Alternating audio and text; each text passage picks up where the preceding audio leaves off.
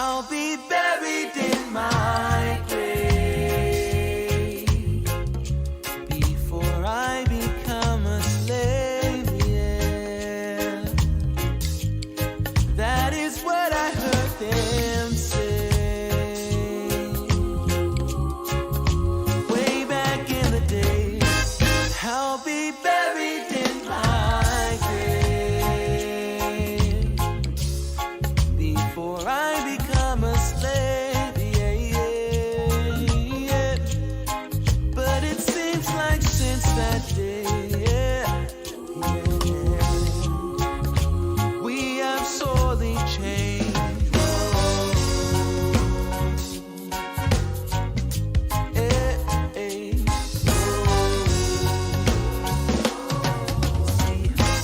I'll be buried in my grave before I become a slave, yeah, yeah. That is what I heard them say, yeah. Way back in the day.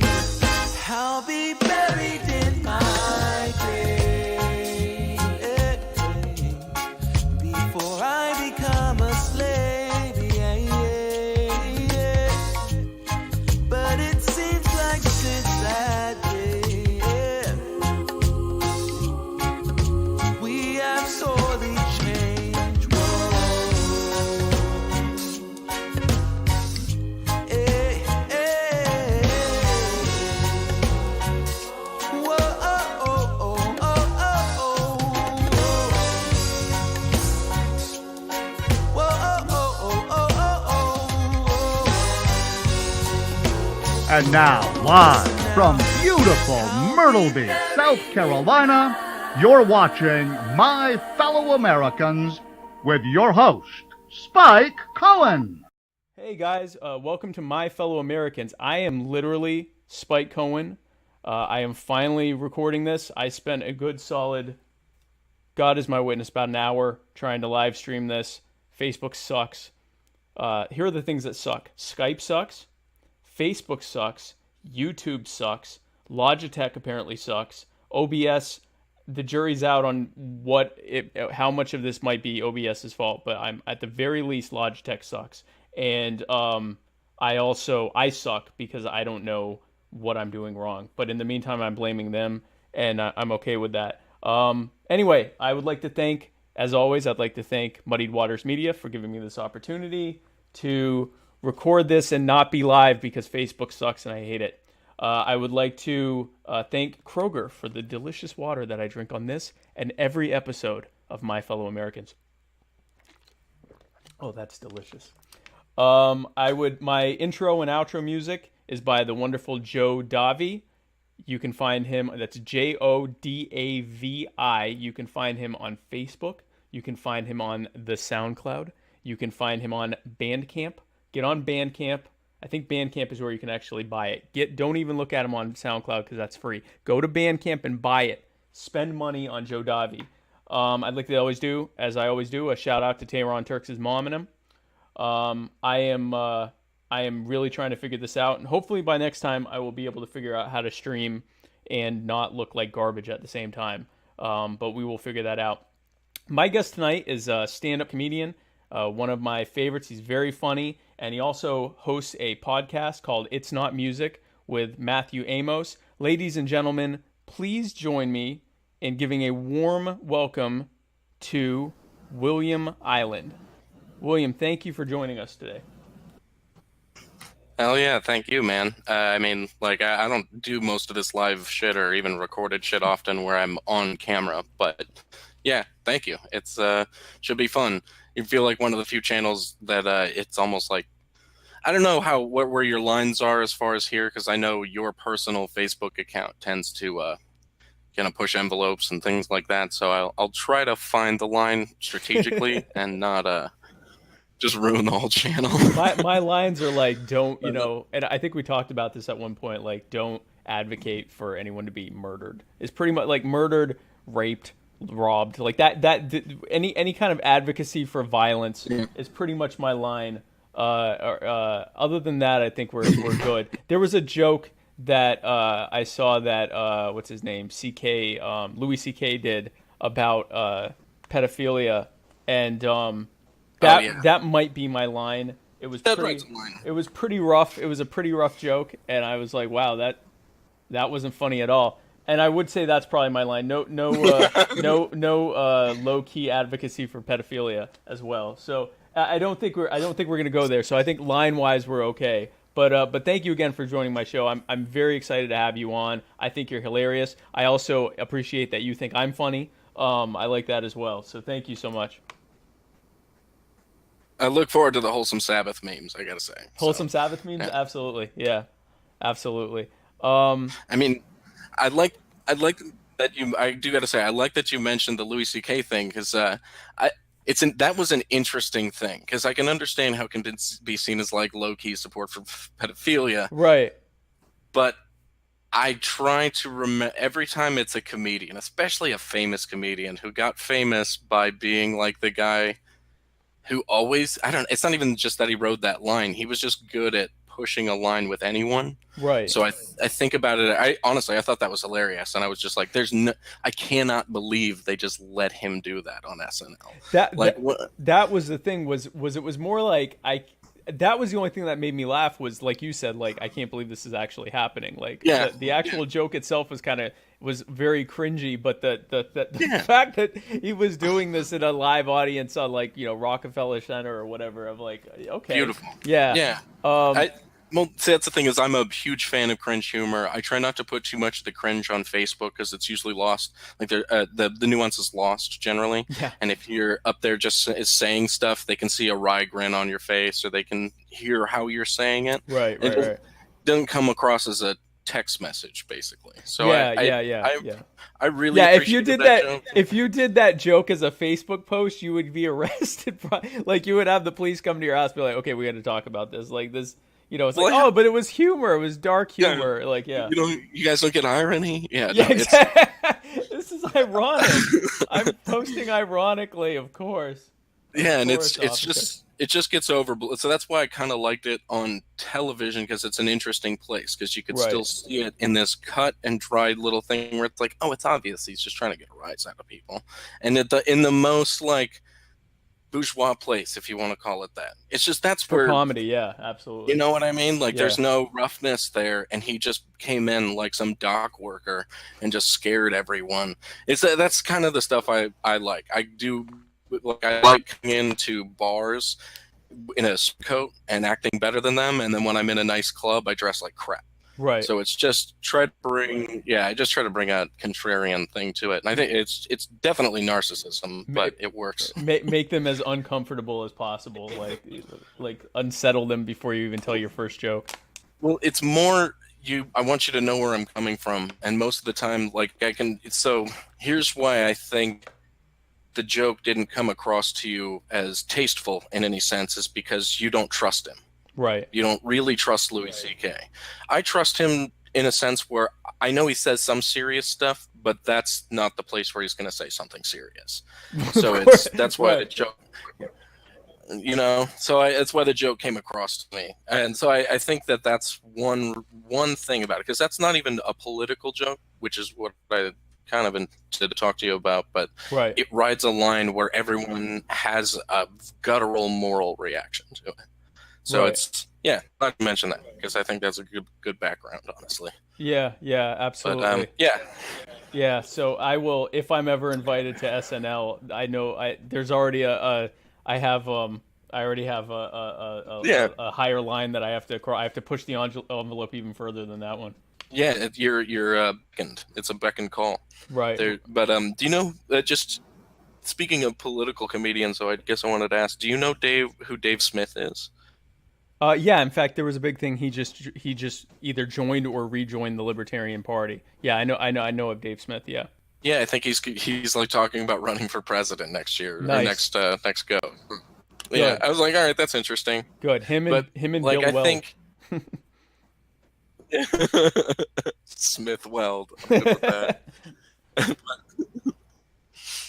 It's a great double open names, but so I guess I wanted to mention him because like So here's what I guess I wanted to say. So I mentioned to you that I wanted to talk about the place for politics and comedy. Right. And my first reaction is it's nowhere.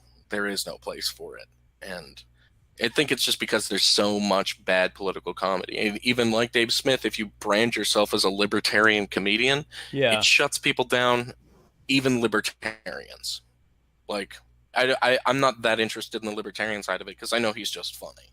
So it's like, I don't mind the jokes, but I've never really seen one that's not just basically constantly talked about already, like within the masses of that ideology, what left, right, center, whatever it is. Right. So it's, Right.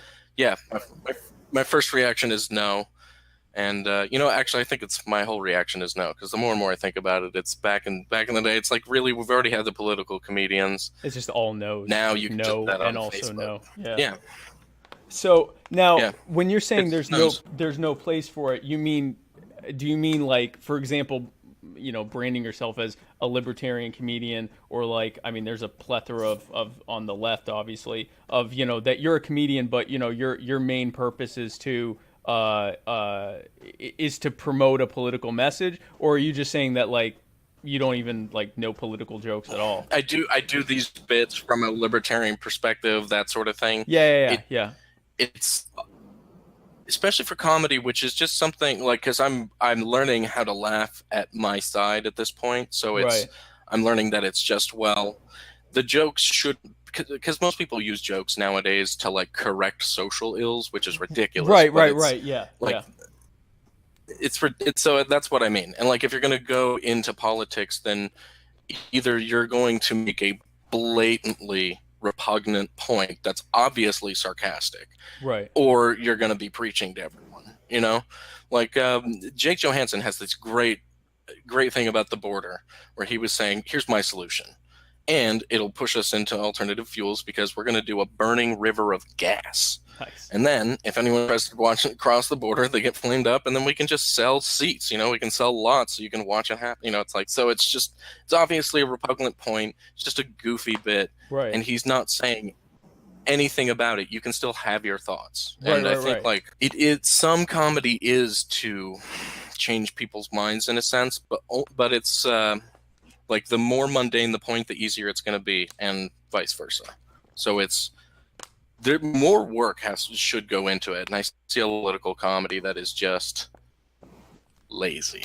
Right. That's the best way to put it. It's just fucking lazy. Well, and like you said, it's been done so many times. Like I think, it was brave for comedians that were I'm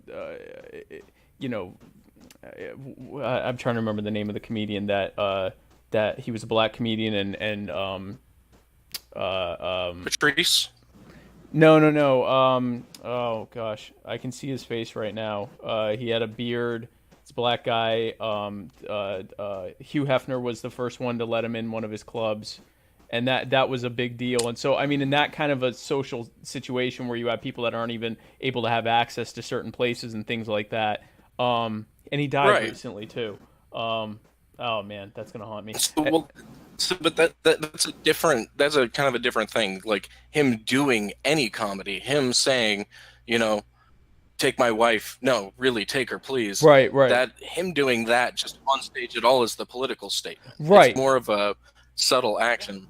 Like if you're noticing, I can stage a lot in this shirt, which is just a Ludwig von Mises t-shirt, and no one really knows. No one really cares. No one's gonna read the fucking book, even if I mention. So it's right.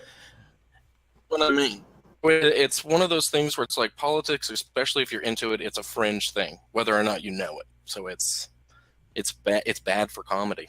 Like, unless you can just make a quick, like, the joke has to be so easy and recognizable, but also, like, it was so easy to make Obama jokes. It's so easy to make Trump jokes. So Yeah. it's just, you're never going to get anything out of it. It's very easy. Well, Trump is So his own caricature. Like when I see someone that does a Trump impersonation, I'm like, Trump does Trump better than you. Like Trump does the funny version of Trump better than you do. Like it was funny watching Dana Carvey pretend to be George Bush. Not gonna do it. Wouldn't be prudent. Like it was funny, but also like. Well, it's hard to make that like accessible. Right. And it's so easy to do the Bush excessively. Right. But And it's like, those characters or Will Ferrell doing George W. Bush or whoever. I stopped watching Saturday Night Live a long time ago. So whoever did Obama for that period, like, because those weren't, to me anyway, it seems almost like Trump gets that he's a caricature and he plays it up, or he either has such great self-awareness or he has no self-awareness at all. It's one or the other. But whichever it is, he, like, anytime I see someone do a Trump, I'm like, you're not as good at being a comedic Trump as Trump is. Like, yeah, I think it just depends, because I've heard some. I think it's most people who are probably going to do a Trump impression are putting a lot of like emotional and mental weight on it. right, Like they're not even comfortable with their own impression, sort of thing. right, Because here's the thing: is like, especially with comedy, no one's Rich Little, no one's Frank Caliendo, and regardless, they didn't write jokes, so they're not really great stand-up comics anyway. they're just If you good are going to do an impersonators, impression, right? You did good. Comedians who do impressions just do an approximation. So if you really wanted to do it, you just put the fingers up and you do that, and you just Right. a little more New York, and that's it. And that's really all you have to do. So as long as you have a little punchline to throw in, it doesn't really matter how bad your impression is. But like, I've heard some pretty funny stuff. Like, there's a podcast I listened to where they were just riffing about the tender age camps, and he's like, listen, we have sandwiches for everyone, and if you get bored, you can read these quotes I put from The Art of the Deal on the wall. And it's like just little things like that. Right. Now, I'm just curious, like, what got you into stand-up comedy? Like, how long have you been doing it for a while? Is it something you started like a long time ago, or is it something you just started, or? I wrote a lot for like 3 years before I started.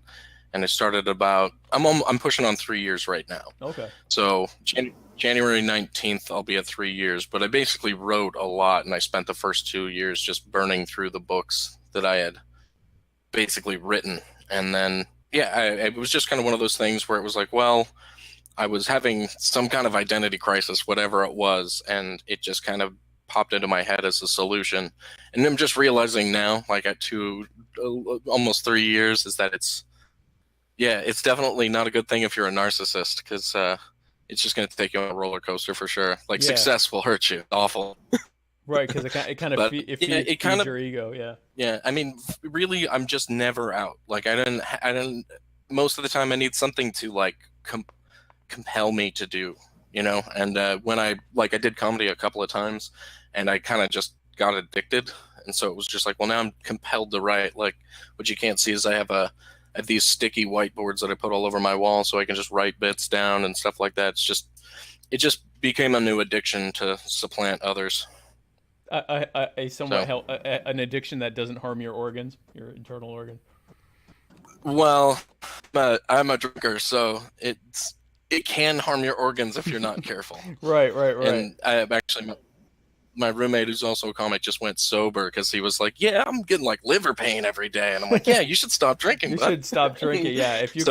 If you know which organ your pain's coming from, you should probably stop drinking. Yeah. Just looking at WebMD and just pointing at it and himself. Yeah. It's just, comedy can be a very unhealthy thing, but a lot of people tend to be, I'm noticing a lot of stand-up comics are people with student debt, and they're trying to get unaddicted from something. Right. So I think it is one of those things. It's more like most of therapy is just being able to talk to someone without any reproach, and comedy is kind of a happy medium between talking to yourself and talking to a professional. Oh, see, this would save me a fortune. So I have to confess, I am I envy / am jealous of you in that I have wanted to try stand-up comedy for, I don't know, 20 years, since way before I was old enough to even do it. And then once I was old enough to do it, I always like had excuses for why. I'm like, well, I don't really have a good routine, and no one does. Well, and that's the thing, and that's everyone sucks at comedy. That's what everyone would say, because I have friends that actually do stand-up comedy, and I'll talk to them, and they're like, you're one of the funniest people I know, and I'm like, yeah, but I don't really have a routine, and they're like, yeah, you should just go ahead and do it. And now meanwhile, now here I'm doing an hour-long show, which is way more intensive than I would think anyway, than doing how long is your average routine? 5 to 7 minutes. Yeah, see, so maybe I'll try that. This, if nothing else, especially if I can't figure out this streaming thing, I may just start being a stand-up comedian instead and get them to live stream it with whatever equipment they have. What you're going to learn is that if you want to do anything with it, you're probably going to also have to live stream something every now and then. It's Lord. like I'm getting more into. Yeah, well, the one thing is that there's so many fucking stand-up comedians right now, Right. and everyone thinks they're funny. Right. And I'm of the Rodney Dangerfield school, where he's like, listen, everything stinks, life stinks, death stinks. Even my favorite thing, stand-up comedy, it stinks, and it's just it feels that way once you get into it, because you start realizing you just see through everyone's jokes, and it's fine. But a lot of people don't stay humble. So like 2 years in, they're like, I'm the best. And they're like, I like the way I write. And it's just, they kill maybe 30% of the time. And it's like, you don't really have fire material. Maybe you should, it's just, yeah. Criticism is lost on most stand-up comics. So it's just like, well, but that's probably what keeps we're not growing together. I was going to say, but for a lot of them, if they're not going to grow, it's probably best that they not be able to receive criticism, or they'd quit, because they would get so much. If they actually received what they were getting, they're like, okay, I probably shouldn't even be doing this. Right, and that's the thing, is I want to tell most political comedians to quit, because they're you're not Hicks, you're not Carlin, you're not Geraldo, you're not any of them. Like, you don't do it. Sorry. But yeah, it's one of the few like art forms you don't tell people to quit, just because that'll hurt much more. Like, to tell them to quit. If you stop oh man, like I think about it, and we used to write bits, trying to write the best bit about how if we stopped comedy, it would kill us, and like it was like a challenge to write it, and it technically it would, in my opinion. Like, I just wouldn't have anything. Like, I would just be playing video games. If I didn't have to fulfill this compulsion to make a joke, basically. Right. So I think that's really what it is. It's just I probably have a tumor or something that's making me do this, but it becomes one of those things. It's just another addiction, and everyone who is like, I realized recently how pervasive alcoholism is in stand-up. So it's kind of apparent, like, what's actually happening here. So it's, people talking about their cornflakes, so they don't have to sit in silence and have a beer, I guess. I don't know. But, right. Yeah. Right. So then you really don't try to get into political stuff. What would you say is like, is it like observational things that you tend to lean on for your humor, or like, what would you say? What if you had to give a synopsis of like what brand, quote unquote, of your stand-up comedy is, what would you say it is? I kind of go through different things, and I try to experiment a little bit with like writing structure and stuff. Right. So if I I recently tried to write a joke that was like a noir story, and it like worked out pretty well, but it ended up just being about a pocket pussy, and I just talked like I was an old hard detective. Like, so it's like I don't have a place where I normally start or end, but a lot of my other jokes are like, I guess you could say, observational, but I try not to do the like, what's the deal with? It's more like, and what's with the socks are missing? Yeah. Ugg boots. These have to be the boots for the laziest people on the planet. Right. But it's not too much. Like, I try to get away from that, because actually I have a joke about this too, where I talk to myself so much sometimes, though, that I throw away concepts because I'm assuming someone else wrote them, basically. Right. And I'm just forgetting the conversation I had with myself. Right. And so it's a lot of that. It's just a lot of that. It's like, some of it's how will they allow me to say retarded on stage? What do I have? Go ahead.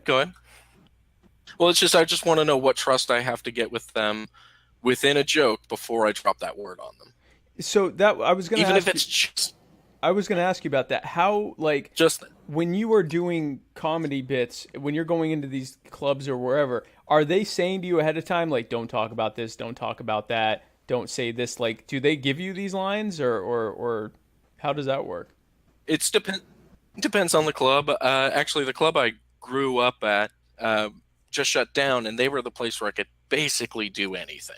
Okay. And it would just be like, well, let's see how they treat you when you say it, and that works out all right. There's some places where Yeah. Well, it's just like that most of the time, no one really wants to start shit if you're at like it's obviously like a shitty basement bar, with an arcade and a stage, and that's about it. And so it's like, of course, no one's gonna give you any crap down there. They'll just walk out, which is fine. They always like give you like a pat on the back at that place for walking people. So it's it's a different kind of game and place like that. But then it can go all the way to like where it's a mixed mic and it's just a music mic. So you basically come in and while everyone's pouring their soul out, or it's a 60-year-old couple doing Paul Simon covers, and then you come in and just start talking about your dick and the Holocaust. It's you know what I mean. So it's it's like a variety, like the worst variety show ever, basically. Basically, yeah, that's it. Pretty fucking awesome, actually. But there's it's mostly. It's just there's always a different room. It's like when I'm learning to drive, you realize there's like, that's a four-way, but every four-way stop has a different configuration and things like that. So it's, that's a rich room, but they're also all fishermen. So maybe they like a little bit of crass stuff. So it's kind of, you have to reread everything and you got to make sure no matter what. But honestly, I've only had 2 places where they've said, don't do this. And for the most part, you do get more shows if you're clean, but it's rare that I've ever been asked. Like, I've had only one place where it was a mixed mic, and the girl who was running it, I knew it was coming, and she was like, "Comics, we love you guys." And I was like, "Here we go." And she goes, "But no dick jokes." And I was like, It's like, what if I play a dick song? Is that okay? My entire routine is ruined now. Yeah. Yeah, I literally just wrote 5 minutes about my dick in the car, so it's tough. Very genitals heavy routine that I did. Yeah. Well, but it's interesting because that's okay. Like, I'm not like offended by that or anything, because for the most part, it's someone who took the time to get a PA and put something together, and they wanted to run it a certain way. Like, if I have a mic, you come in, you shit on everyone.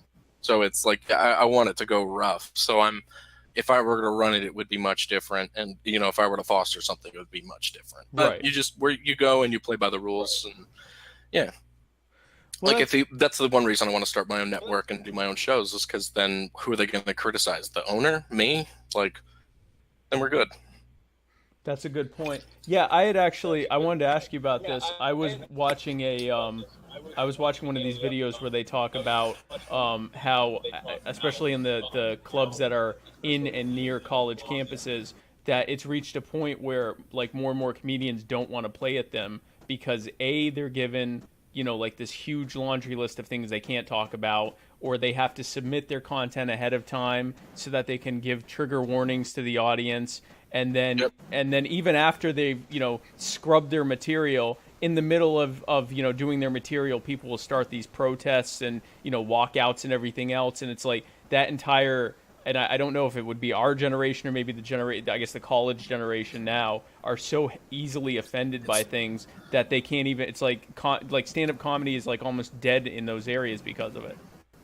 Well, I think it's the next generation, but it's no one's fault, really. It's basically like that's always the way it's been to get TV gigs. That's the way comics complain about TV gigs, because they got to write clean, they got to throw out all this, really touchy material. Unless they're it's all trust, it's all clout and trust. But it's like, if you're trying to break into it, you can't really hit that hard. So a lot of comics who do rougher material complain their asses off about it, and now it's just spread into college bars, where it's used to be able to just go and drop whatever, stinky crap you had on the stage and just mic drop and walk out. You could do anything, so that's why people are complaining about it now. But what it really is that it's the internet age. And I remember being in college and following fads. Basically, the fads to follow now are outrageous. So it has nothing to do with anyone. Generation. It's like a natural progression. Yeah, it's just how it kind of unfolded. So and honestly, it was only like a good 6-year stretch apparently when college gigs would get you something. Oh, okay. So it's like, well, yeah, there's this I can't remember what they call it. There's this 4-letter agency basically that sets up these shows, and they book you, and then college students watch you as well as other bookers. So if they like you, you can get there's like convention floor time where you can just walk up and do like the job search sort of thing.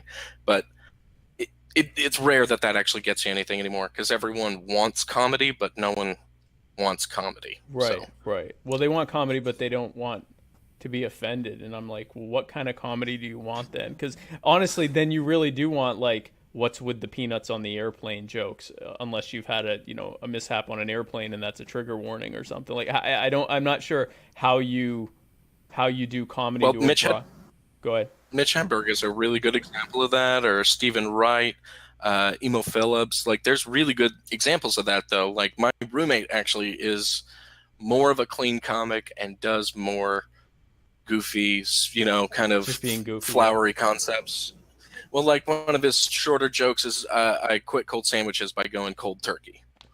Wow. So it's Okay. just, yeah, exactly. And see, that's always the reaction. Everyone goes, Jesus Christ. And like, you can do that, but it's such a narrow path to walk that it's stupid to force every comic into that. Oh, of It's course, because it would be terrible. You couldn't have. It's one thing if you had a show and you have, I don't know, 4 or 5 comics and one of them is like that. That's one thing. But if every single one came out like that, by the second one I would leave. I'm like, okay, how many?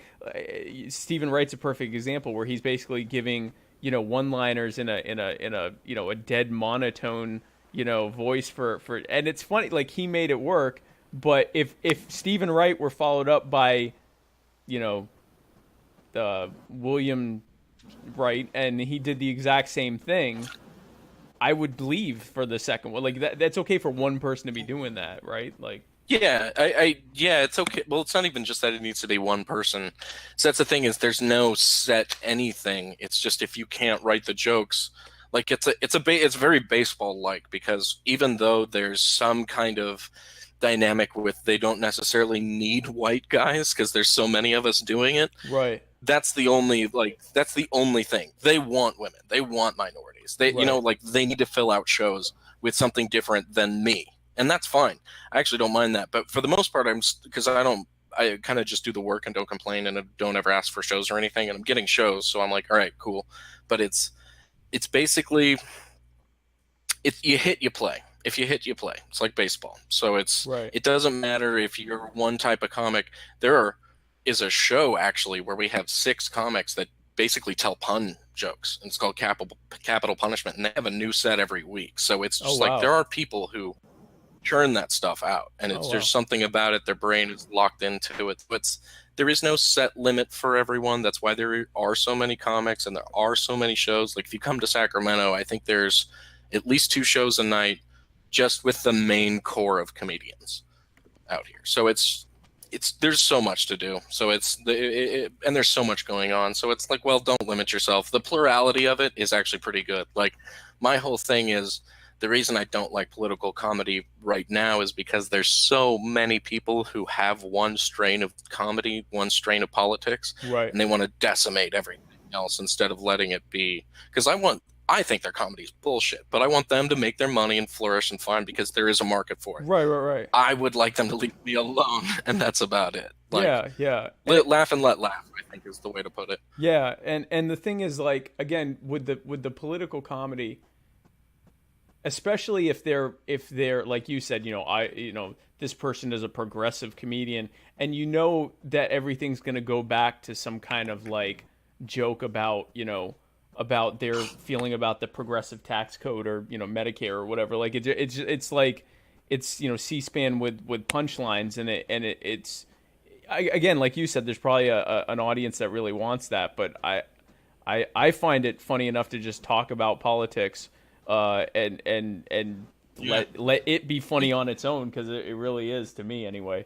Yeah, when you explain, I've had so many conversations. I have a really good friend who's probably going to start doing comedy pretty soon. We have political conversations all the time, and when we just kind of realize, like, we explain something from a different perspective and realize how ridiculous it sounds, we'll just cry laughing. So Right. It's just, you're right. It's just, politics. That's why I do like Trump, is because politics is Trump. There's no way to make it funny. It's already funny. It's Right. just so fun. It's literally hilarious. You didn't even laugh. You just went insane. Yeah, Like, yeah, you went straight to insanity. Yeah. Yeah. So I think that's why there will always be political comedy. there's no way to get rid of it by any means, and I wouldn't want to, but because that's where I'm. Because here's the thing: is political comedy generally comes from the outside as a force. So it's like Tipper Gore trying to put all the ratings on video games and movies and stuff like that. Right. All the way to like any progressive shutdown, or even back to like when Rod Serling was writing, he was saying there's just a weird corporate influence where you had to keep it soft because I'm trying to sell some fucking toothpaste here. Right. And so there's always been that. So just politics coming from within comedy is like a new thing. So it doesn't look any less ugly than it coming from the outside. Like, have you seen Nanette yet? The Hannah Gadsby special? No. This like flew through the comedy world. So it's based like everywhere. Like every media outlet before it even came out was writing these glowing reviews on how it's changing comedy, the anti-comedy comedy. It's like, okay, and so I watched it, and she has like 3 jokes that are funny, but it's basically a TED talk about how she was raped at some point. So, and what's her name? The thing, her name's Hannah Gadsby, and I have a friend who says, don't blame progressivism, blame Australia. They haven't given us one good comedian, and Jim Jeffries doesn't count because he grew up in the UK. So it's just, there are no funny Australian comedians, and this is just another thing. It's just because she's basically saying self-referential comedy. Right. Like, humility is actually humiliation is the line she uses. So it's a little ridiculous. And the line that she says that I've been messing, she's like, and I simply refuse to do it anymore. And I'm like, so now I've been saying that for everything. It's like, I've been brushing my teeth, but I simply refuse to do it anymore. That's brave. But there's very brave. Well, she's like, you shouldn't self-referential, do self-referential comedy. And then later on, she's like, yeah, I'm like, all her jokes are like, I look like a dumpy dog, don't I? And it's maddening, truly maddening. So it actually made its way through the comedy circles, and everyone's commenting on it. And like, yeah, it's one of those ones where she's saying, I'm going to quit comedy, and if you're not supporting this, then you should get the fuck off the stage. And it's like, okay. It's like, that's not funny at all. Yeah. No, in fact, most of it's just sobering, and that's fine. It sucks that she got raped. I wouldn't wish that on anyone at all, so I'll do the exact opposite. But that's an example of maybe she actually does need therapy. Like, I mean, like you had mentioned how you can save on a therapist by, a lot of therapy is talking to someone, but it sounds like maybe she needs some feedback too. Like maybe some like cognitive behavioral therapy or something. Like, I'd like that, some actual help. Like this is an actual cry for help, and people are, she's getting a great, what is it? Rotten Tomatoes rating or whatever. And it's like, no, really, she actually needs help. Like, this is not, we should not be feeding this. It's what happens when comics don't get heckled, like when you don't do badly or get a bad reaction from the audience, or even someone who just obviously is going to show you no respect. Right. Like, you have to respect, and you have to deal with that now. It, like, if that doesn't happen, that's how you get those terrible comedians, and they all come from Australia. It's because it's a fucking barbecue out there. No one's worried. Yeah, Australia. So that's where it all comes from. Australia actually doesn't exist. I learned that on the internet. That's not a real place. That's all. I'm not sure what I think that's where the actual the rim of the flat Earth is. I'm not sure the whole theory, but basically Australia doesn't exist, and so that maybe that's why their comedy's bad.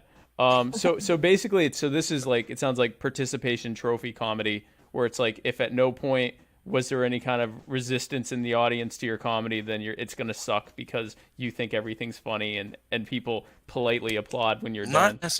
I wouldn't say necessarily that's the case. Okay. Because sometimes people want to be upset. Like, I've actually on the 22nd, I don't know who's in the area. I noticed one of your friends posted that we went to the same college for a little bit. Yeah. But I don't know who's in the area. If anyone's watching, this will be a quick plug on a show. But on August 22nd, I'll be in Old Town Sacramento at Laughs Unlimited for the Scumbag Alley show. The Deaf Puppies, there's a comedy group out in Central Valley that they're awesome. They're just fantastic people. So it's like, that's a show where people want to go and be upset at what's said. Not like they want to yell back, but they want to go like, whew, like they want their boundaries tested, basically. So it's, every audience is different, but those audiences are my favorite because we get to go on this ride together, sort of thing. Right, like, right. Listen, this isn't going to be easy. but just hold on, you know. So you're saying they want you're not saying they want to be offended and then like express outrage. They like want to hear that kind of humor.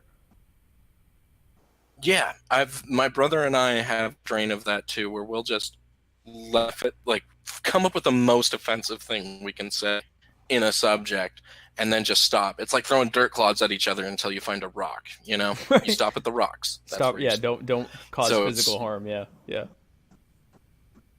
Yeah, and I think it's just fun to find the boundaries. And actually, that's the one reason I was going to say I'm glad there's some political comedy going on, because it makes it's a short stroll. It's not a drive to find the line. You know what I mean? It's just, I'm right here already. So, yeah, it's the only reason I would say it needs to stick around, is so that it makes the job easier. And, yeah. But, I mean, you had mentioned Carlin. George Carlin would have a routine that I wouldn't describe George Carlin as a political comedian, quote unquote. He certainly didn't, I don't think, branded himself that way. But, you know, he would start with he'd start with, like you said, dick jokes and stuff like that. And about 2/3, 3/4 of the way in, he's not even telling jokes anymore. He's just laying down like agitprop about how the establishment doesn't care about you, and you know they're all just using you, and they're taking your money, and they're killing people, and everyone was wrapped in what he was saying, and then he would segue it back into telling silly jokes. Yeah, absolutely. And that was the thing. It was like he was able to get away with that, where he wasn't coming in going, I'm a anti-establishment comedian. But you explained it completely too. Yeah. Like you're because I mean that's what I was saying before. It's like sometimes I just want to find a word I want to say on stage, and it's going to get me in trouble unless I find a way to say it. So sometimes you got to talk about how we like dogs more because they got fucking eyebrows, and then move into how a bipartisan move means there's a larger than normal deception being carried out. And it's like those don't mix. Segue. Yeah. Like. Yeah, it just grandpa lulls you into you talking crazy shit. It's great. So it's you have to find your own way into it, because it is just trust and the art of persuasion. So it's like, well, they don't care what I say as long as they trust I don't mean it, or I do. Like it just depends on what the dichotomy needs to be. Right, like what I do with my wholesome Sabbath memes. Yeah, exactly. Like there's a level of goof I can attribute to you that where if you do something goofy, it's not going to need to be reprocessed through my brain. Like I don't need to reparse anything you've said unless I'm like really like it. And I was like, dude, that's like I like the way that's worded, that sort of thing. So right. But you see, it's difficult to get political comedy across because no one trusts you. Like, no one trusts you right off the bat, and they shouldn't, because that's ridiculous. And if they trust you, they're not paying attention. If you go up there and say, I'm an ally to this and this and that, or I'm a, card-carrying Republican, NRA member, all stuff, and that already gets the audience on your side, then you're not doing comedy. So it's, it's different. Yeah, like the sort of the Larry the Cable Guy way of going into it. But meanwhile, and probably not so, because talking about trust, Larry the Cable Guy Larry the Cable Guy at this point, everyone trusts that he is that character, or they're willing to suspend disbelief that he's that character. And so whatever stereotypes or political or whatever that he puts into that, they're perfectly fine with it, because that's who they came. They didn't come to see whatever his actual name is. They came to see Larry the Cable Guy. Yeah, Dan something. Yeah, Dan Whitney is his real name. Oh, okay. Yeah, exactly. Like it's mostly, it's all trust. Like it's basically, if you can trust me because I do a lot, I start my sets with a lot of like one-liner type jokes, or just try to keep it dark but short, and so people kind of know where I'm going. And it's like, listen, if I take you on a journey, I did show you the signs, before we got there. So just letting you know, like that sort of thing. So I try to warn people in a sense. It's not so much a trigger warning as it is like, listen, if you didn't like that joke and it looks like you didn't, you probably won't like these next ones. Right. And you can't lead I can't imagine you can lead, unless you're already a Seinfeld or a Carlin or an established name. You can't lead your routine, I wouldn't think, with something that's going to require, 2 or 3 minutes of introduction and, like a story that you're telling, it's not going to work, right? Well, actually, it's not necessarily true. Sometimes it's just your look. Like, because I started my last set that went all right, actually, with I mean, you can tell me to do the impression, but it's an impression of pedophile Batman speaking to a 13-year-old girl. Okay. This is not advocacy for pedophilia. Do you bleed?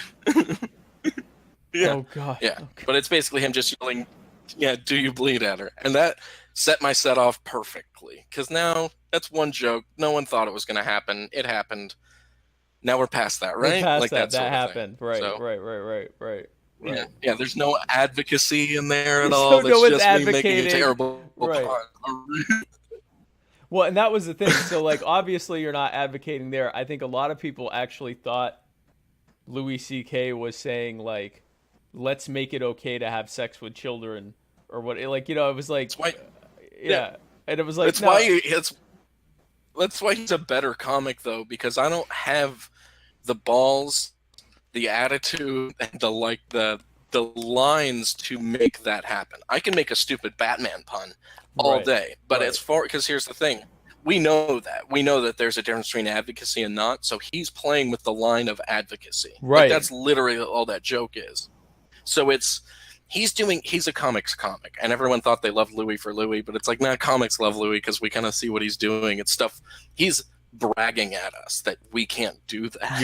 You can't get away with that. Right. No. And I mean, his last special was like 30% the N-word. So it's like, and he got away. No one said a thing. Everyone was talking about him possibly jerking off in front of people. And it's like, well, you let him get away with a lot. What did you expect? That's a good point. Right. Like, in an age where, like, the fact that, I mean, Paula Deen had to go on an apology tour for admitting that 30 years prior she had said the N-word. And I mean, meanwhile, she wasn't obviously not a stand-up comedian, but I mean, literally, it's at that point. And I remember, like, towards the end of the the end of the campaign in 2016, there were all these rumors that there was a audio of Trump saying the N-word, and it would end him. And first of all, I don't think it would have ended him. Second of all, can we all pretend for a second that or can we all stop pretending that we don't think that Trump has said the N-word at some point? And, if there's if there's an audio of him doing it 15 years ago, that suddenly changes the calculus of whether he can get elected or not. That's pretty funny, actually. It's like, yeah, my thought is, dude, if there's audio of him saying the N-word, I will do a Trump impression. That's how that works. And I'm not saying the word, I'm just impersonating him saying the word. Exactly. And because you can still hate him, and it's just more like, I bet he says it in a really entertaining way. Oh, I'm sure. And I mean, the thing is, like, and like you said, in a time when, there's this outrage over the possibility that someone might have ever said it in their entire lives, and will admit to it, or there's audio of it, because otherwise we can pretend they've never said it before, because none of us have ever said that word ever in our entire lives. Louis C.K. had a show that, like you said, was very heavily in saying it over and over again, and people were like, like you said, he was harassing women, or he was masturbating in front of women. And it's like, well, you said he could say the N-word over and over again on a Netflix special. So you never said he couldn't, really. So like implied consent, I guess, Yeah, he's the It's one of the, well, it's just, that's the thing. It's like, he's got the trust, though. So it's like, well, someone didn't want him around, and I have my thoughts about it, just because there's a lot of rumors fly around about these other comics who might have, fabricated some shit. And apparently, at least 4 of those stories, I think it was like 5 total, 4 of those stories, like, they were embellishments made so that you would still see him as the bad guy, when it's like, mostly he just is an exhibitionist, which is fine. But there's some stuff that someone wanted him to go down. And I mean, it's not like I don't have a career, so it's not like I'm worried about it. But I think it was Tig Notaro was one of them, and she like pretty heavily was like implying. And I think what's her name, Michael Ian Black's wife, I think, is the other one. But it's just so, it was targeted, so it's like I don't even look at that as anything. And he's going to be apparently he's at the Comedy Store and the Comedy Cellar all the time still. So it's like I don't think it's really done anything to his career anyway. I think he will get away with it. I think it temporarily knocked him off of the Netflix special tier, what like the top tier, until he's a sufficient time has passed for him to come back on. I mean, like you said, he's still very heavily in rotation in comedy, and he also jumped in front of it. It's someone who gets away with everything. He was very smart to really jump in front of it with like the most like the most solid apology ever for something. Like it was like, I apologize. Here's why I did it, because I'm terrible, and I thought I had power over these women, and this needs to be a discussion about how terrible I am for thinking that. And I'm not even going to say anything anymore. I'm just going to listen to everyone else say how terrible I am. And I was like, wow, that's possibly the best apology in the outrage age ever, I think. I mean, I'm a big fan of the no apology sort of thing. It's like Zac Efron's team did that. They just were like, yeah, it didn't happen. And like no one's talking about it. So it's just like I'm more of a fan of that. But I do think this is the same. I have a theory about like big comedians, because we're all self-sabotaging narcissists, it seems like. So I think he did that so he wasn't the top guy again, and he could work his way back from somewhere more obscure, because he does better from an obscure place. And I think he's playing because he's not dumb. He's not dumb enough to, because I think he's a good enough writer that he could have written that apology to where he was none of his stuff got canceled. You know what I mean? Right. So I think he's just trying to sit in an obscure place and like make indie art. Because if you've seen like Horace and Pete and like stuff like that, he failed with other stuff, and he really took a leap. And I think it's because people expect him to do Louis or to talk about his kids, or So I think it's a different sort of game with him. But that's same thing with Dave Chappelle. When he left, I think that was a measure of self-sabotage, so he'd have something to come back to. That was such obvious. I mean, like he was he was someone that I've read a thing that he was getting like $40 million offers to do movies and stuff as like the lead role. Because Dave Chappelle, when you think of the lead comedic role for a rom-com, Dave Chappelle obviously is the first name to come up, right? But I mean, at that time it was, and it wasn't like anyone found him to be a legitimate rom-com lead. It was just you could have put him in anything, and he was so hot. And then he's like, yeah, I'm gonna move to South Africa, and no one's gonna hear from me for like 8 years. And it was like, no, that was obviously that was obvious self-sabotage. And it was sad to me, but it's kind of funny now that he's coming back to a world that like his humor that is seen as changing the landscape. Now he doesn't, and people are like, that's offensive, and it's like, no, he was doing this when you were 6, so calm down.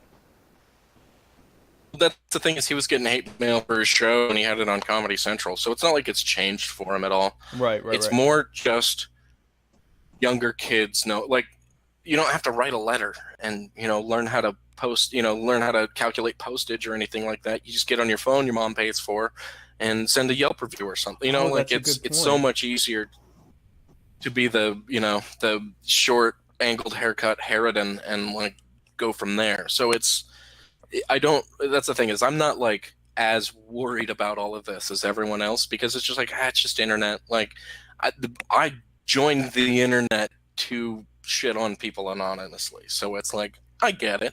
Do that, I'm just going to be the guy that kind of welcomes it, because you kind of have to. No one's understanding that they're putting themselves out on like a public display when they post anything. And it is that. It's just, there's no grand ceremony. You didn't get up on a stage. So it's right. You didn't grab a megaphone and say, I have something to say. You just started saying it, and people can access it whenever they want to. So that's a good point you made. Yeah. So you basically, and I don't want to lobster you with what you meant to say, but so basically you're saying, I think, that people have always been offended and always been outraged, but it was a lot hard. Yeah. It wasn't possible for every single Joe Schmo on earth to put out there that how offended they were. Yeah. Whereas now, literally, you can just get on your phone and tweet out that, like, that literally, like, you know, it literally dehumanized me or whatever. Like, yeah. You had to have good enough handwriting to get a message across before. Right. So it's like there's something like everyone's always been offended. That's like why we know about fishwives. It's like they were offended when no one had money. King had all your money. Women were offended generally. Right. So it's like it's just a strain of it. And when everything's taken care of as far as shelter, food, that sort of thing, it's a lot easier to do that. So it's like easy lines of communication aren't going to change the way we speak. It's only going to amplify it, is the way I think of it. That's a good point. Because even if you don't have a mask, a lot of people are I mean, we're all narcissists. I think some of us more than others. But like anyone who jumps on social media and says something, even if they're making a point, they want people to see it, and they want people to see that they made the point, which in a sense is what was happening during letter writing campaigns for stuff like that. And honestly, that's been the whole thing. It's just letter writing campaigns. So I don't worry about it too much. But it's a letter writing campaign everyone can do immediately, instantly, and everyone sees it instantly. So it's like you said, it's amplified in volume and in how quickly it can spread, and also I guess in how quickly it fades away. Like, who even remembers what anyone was offended about 3 months ago? I mean, I remember it all just because I'm like tracking it. I was going to start, when I do my studio, I was going to start putting pictures up of disgraced comedians and people who've been accused of rape and shit like that. And just, you know, I'm just like, well, this is why we're here, gentlemen. The Hall of Heroes. That sort of thing. But it's, you know, good and bad, right? Like, right. I think it's more. It highlights something that I've been trying to say and it didn't really have a way to articulate it until recently, is that there are so many different paths to success within any market. And to say that NBC, a writing gig at NBC, or a 13-second, you know, commercial you got on the Super Bowl, which is basically the top for what you can get writing and comedy, doing any of that. Right. Those aren't the only ways to be successful by any measure of the game. So and basically, those are the only types of jobs you can't get if you want to say something offensive.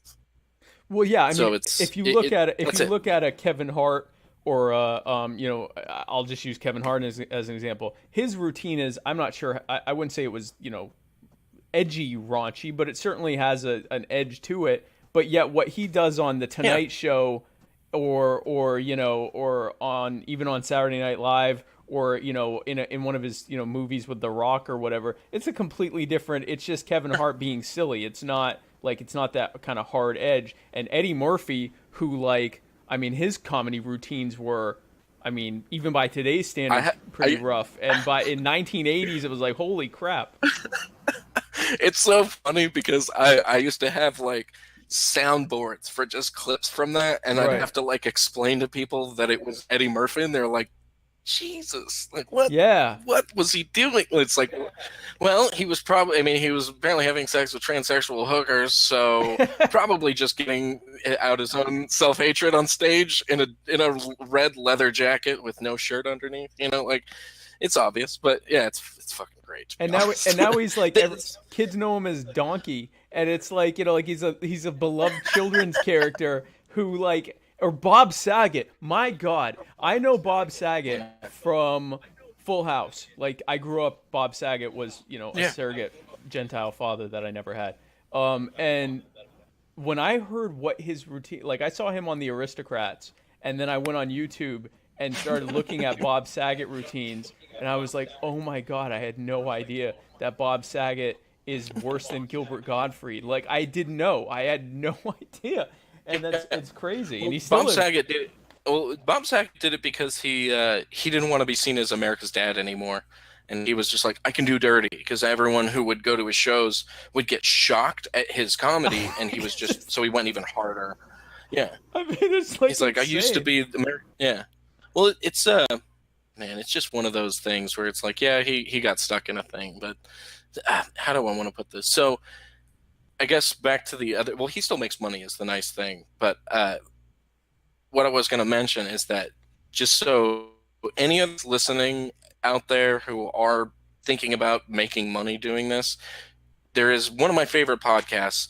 It is so broken down you wouldn't even believe. Like, they don't do video, they don't have intro music. It's abrupt. at start and end. So it's just like, yeah, we're talking. And then by the end, it's like, yeah, bye. And then they're out. They make 40 grand a month through Patreon. So 3 of them make around, I want to say, what would it be? Somewhere around 13, 14 grand A month a month. on Patreon. A month. They work 2 hours a week, and they did it through just a half subscription status. So they release 1 hour that's free a week and 1 hour that's, a buck 25 per episode if you're just doing the $5 donation. Right. So it's like, there's so many ways to do it, and I just think it doesn't matter. Who cares that everyone's offended right now? They won't be very soon because they won't be your audience. So and that's the thing. Like, so I'll hear people that'll go, you're not allowed to say anything anymore, and I'm like, who's not allowing you? And they're like, well, this person said that I was a Nazi or that I was whatever, and they're offended and they're calling for a boycott, and I'm like, that's different from not allowing you. They're saying they don't like it. And that's okay. Like you can't. You're not gonna play their club if they have one. Like that's the extent of which that damages you. And to whatever extent they're being offended catches on with the general public, it will hurt you. But most people are just like, I don't care, or I don't even know they're upset, and if I do, I don't care. Well, that's the thing is, if you're getting any kind of positive feedback, even if it's small, it's generally at most 20% people that don't like you. Right. So it's not anything to really be mad about or anything like that. It sucks because most of the time you don't get criticism, and especially not as direct. It's usually just people not laughing. Like that's basically all you get if you're doing comedy. But it's only a couple of rooms. Like I started in the Fresno area, and like Fresno, Tulare, Bakersfield, San Luis Obispo. So I was kind of doing Southern California, but not LA. And there's no problems. I've never been kicked out of a room. I basically am appreciated anywhere I go, as far as that goes. But as soon as they came up to Sacramento, there was obvious cliques, and it's just like, well, I just don't do those 2 rooms. Like no one appreciates me there, even when I kill. So it's like, why would I? Doesn't matter. And here's actually the thing. Most of the time, no one's going to create a hubbub. They're just not going to book you silently. So why would you care? Right. So the worst case scenario is you weren't invited back, pretty much. Yeah. Like you don't that's fine, but that's the thing is they're trying to foster something, and if you don't fit it, that's how it is. You didn't get a hit, basically. Right. Well, like you said, if you were making your thing, you wouldn't have them on because you're trying to go for that edge. Yeah. Well, let's put it this way: the bar that died, I would keep that spirit alive if I could, because I went back and did a half hour, and they always have these TV screens up on the stage, kind of like monitors, but they keep the time going so that you know how much time you have left on the set, which is beautiful. It's one of the best things I've ever seen on it, because no one has to light you. You already have it. It like blinks when it's down to 1 minute. But they spent the first 15 minutes of that playing a full tranny porn video. And like I was just distracted the entire time, just having to comment on the whole thing. And there's just something rough, and like they didn't let me do my tailored bits or anything like that. So it's like, yeah, fuck your comedy. Your comedy sucks. Now make this funny, asshole. Right. And I kind of like that because it's built so many good comics that came out of there. Like actually, if you look up the Comedy Central, like the roast battle this season that's coming out, okay, one of them, Keith Carey, they basically, him and Connor McSpadden, who are like best friends in comedy, they went up and did naked roast battle with Viagra flowing through their system. So they're just standing there with giant boners roasting each other. But Keith, it's hilarious because they somehow don't talk about each other's dicks. And and it's, Keith Carey came from my area too. So it's like there is a specific strain of people that just come from like a level of abandon. It's great. So it's, I don't know, I'd probably foster some kind of that. It's like, yeah, come here and do whatever you want, because all the strikes are already against you. Now, like, what are you going to lose now? Right, exactly. So I think, and again, I will one day have a guest where I do nothing but lobster them the whole time. Like everything they say, I'll be like, so what you're saying is, and then I'll just like some terrible thing until they leave. Like it'll be like how many minutes will it take before they just give up and like quit the hangout or whatever, like like, so you're saying that the children should be enslaved again, like, so but am I getting that? So are you saying that the children should be enslaved? No, are you saying that that there really isn't a place for comedy, at least now, to inspire social change or to do any of that, or just that it's so heavy-handed when people try to do it? Well, that you said it exactly right. There's no comedy that should inspire anyone, other than to just do comedy. Right. Like Bonnie Mc. If you probably know the name Rich Voss, right? I've heard of old it. Yeah. ONA regular. Yeah.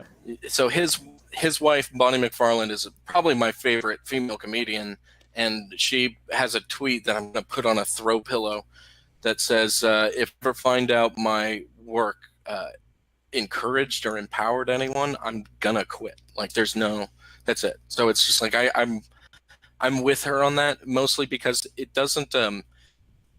Not that you got to hate yourself, but you have to throw away the idea that you're an artist to do this. So it's like, as soon as you start getting it up your own ass, it just becomes bad comedy. It's like, oh, I don't care. Like, someone that's way too into themselves is not funny as a relatable character.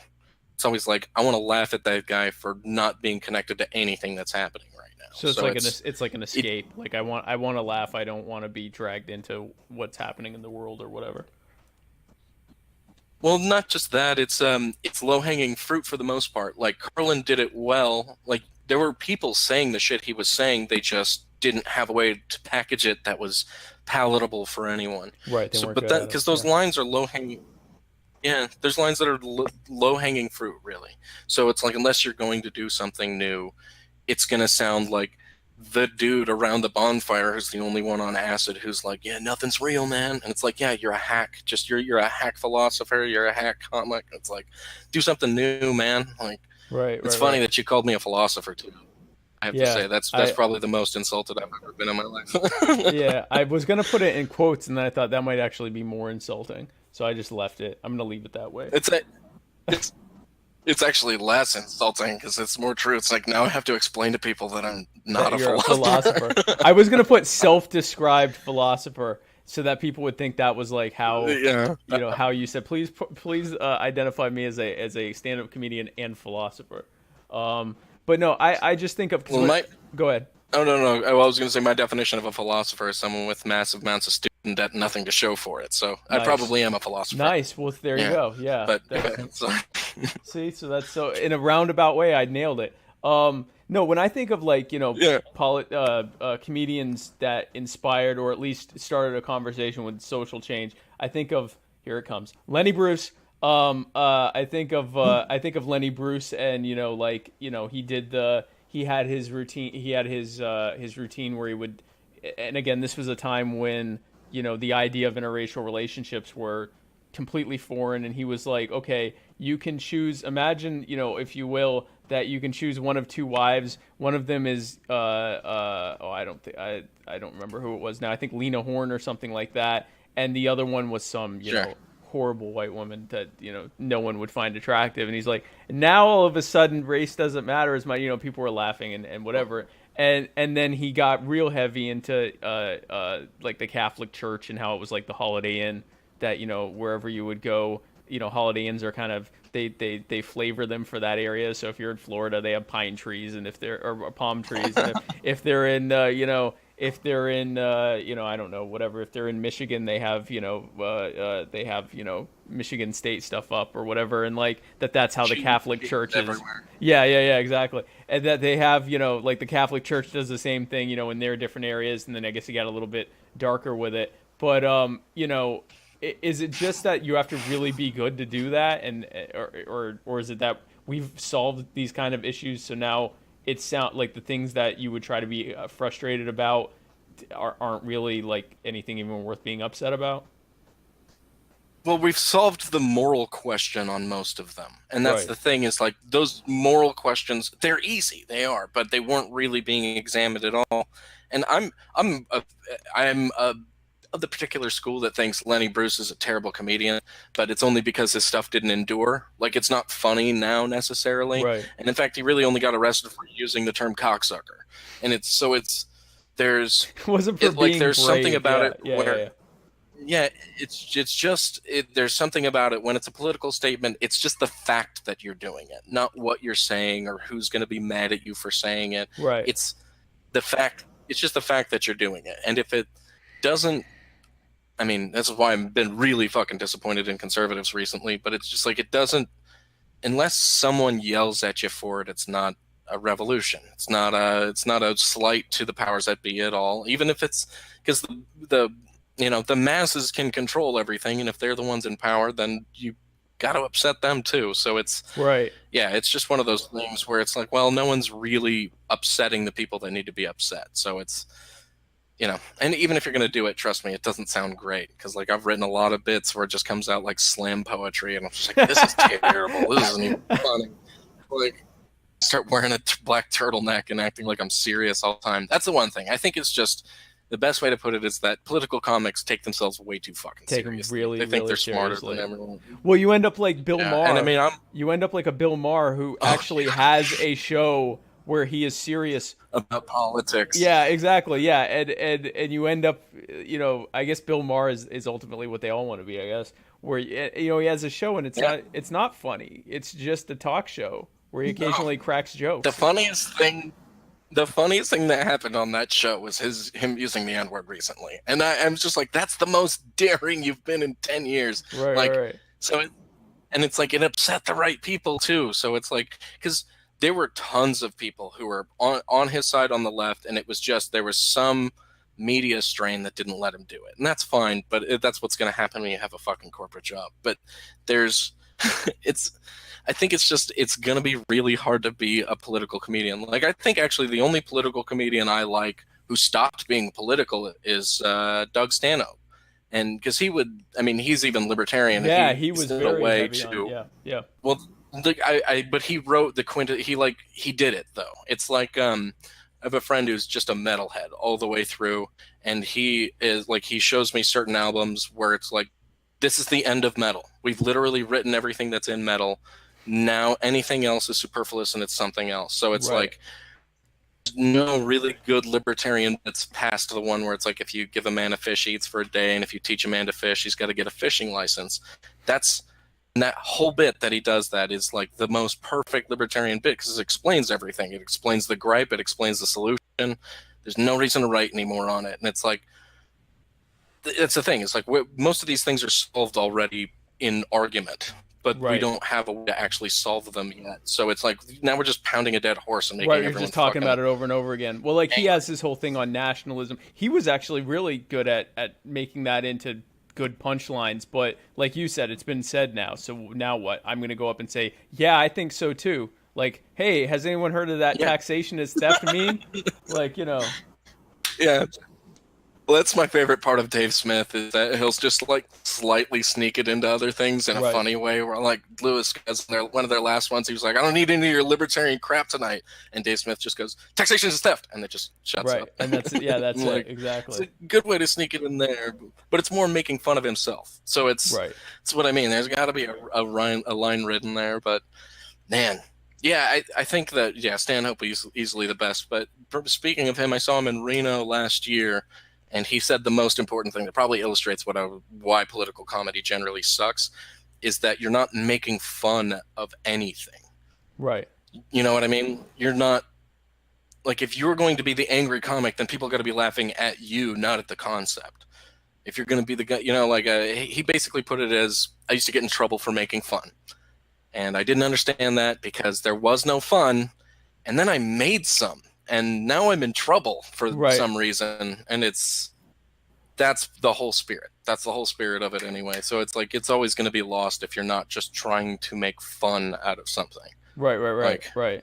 It's the difference between ribbing and actually trying to hurt someone's feelings or something like that. You know? Exactly. Just, well, if you can tell when a line, like I've been on a few roast battles recently, and those are ones where you can just say anything. But I've realized, like, oh, that was kind of over the line. I won't ever use that joke again. Like, I'm sorry, like that sort of thing. Like, I'm sorry, like, in the middle of, like, I'm yeah. Oh, I did. That's funny, because it was a joke about how my buddy's brother killed himself, and I had to bring that up in the joke to make the punchline. And everyone goes, oh, and then afterwards I was like, I'm sorry about that one. Yeah, no, I really, didn't yeah, feel sorry. good saying that. You did that. Yeah, I in case wrote it. unless I you found it laughed, and funny, now then it I'm doesn't glad. feel right. Oh my gosh. One of the last like comedy taboos, it seems to be pedophilia. I Right. tend to write a lot of jokes about it because it actually does scare me. So it's like me working through the idea that there are people that are like that, and I'm like, oh fuck, how do I? Yeah. Right. So Right. it's what do you think of? Because I don't know how, you know, learned you are on the most recent happenings, but like James Gunn and Dan Harmon. Have you heard of anything? So I didn't read the James Gunn tweets. I just know that. So I don't really know. I know that people were saying he was making jokes about pedophilia, but he's from trauma, right? Like that's his background was from the trauma groups, right? Like that's where he. Yeah. So that's kind of standard. Yeah, he was fare. making Like, bad. Well, he was making bad jokes. It's Mike Cernovich is actually the reason all this shit came out. I know. And I used to think Mike was kind of cool, and I'm just like, oh no, he's crossed the Rubicon. He's just become just as bad as anyone else. But it's basically he's trying to get all these people in. And the funny thing is, from 2009, they brought up that Sarah Silverman tweet, which is a really funny pedophilia tweet. To be honest, it's like, is it pedophilia if the kid comes onto you? I need a quick answer. Right. That's the tweet. So it's like there's something funny about that where you can picture that she's got a time crunch to figure out if this is morally okay. And it's like, like I think and it's funny because it's like 10 years ago and she's on the other side of it. But it's what I'm noticing is that I understand the scorched earth sort of thing and like putting the shoe on the other foot, I guess is a good way to put it. Right. But I think the James Gunn thing, the Dan Harmon thing is easily way over the line for some things, but until you realize it's him doing a parody of the Dexter thing, have you seen it? Yeah, I've seen that. That I have seen. The James Gunn tweets, I didn't know what they were, so I sort of was reserving judgment until I had seen it. When I saw the Daryl or whatever it was called, Daryl, yeah. I was like, and he's like staring at the other guy, and I'm like, I didn't find it funny. I didn't find it funny. I was just like mouth open. I found it. No, I did the same thing, but then like because it's him basically redoing Dexter. Right. And it's like, well, these babies are bad babies. And it's like this flimsiest. The funny part is how flimsy the justification is. And it's what I think is funny about it is him saying like, well, it's not justified to just kill someone either, but we're all like fantasizing about it and shit. And it's like, there is something to it. And it is really rough, but that is just the 45-second pilot he put together. Like, there's not a full show. It's just him. I know. It was a joke that, and I get it. It was, and I once I knew that it was a Dexter, spoof or whatever, and that he was basically, like you said, it was like, okay, but we're okay with him like murdering, being a serial killer.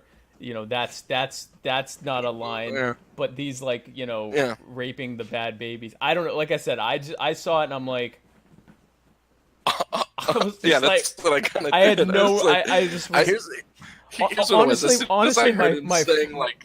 Oh, go ahead.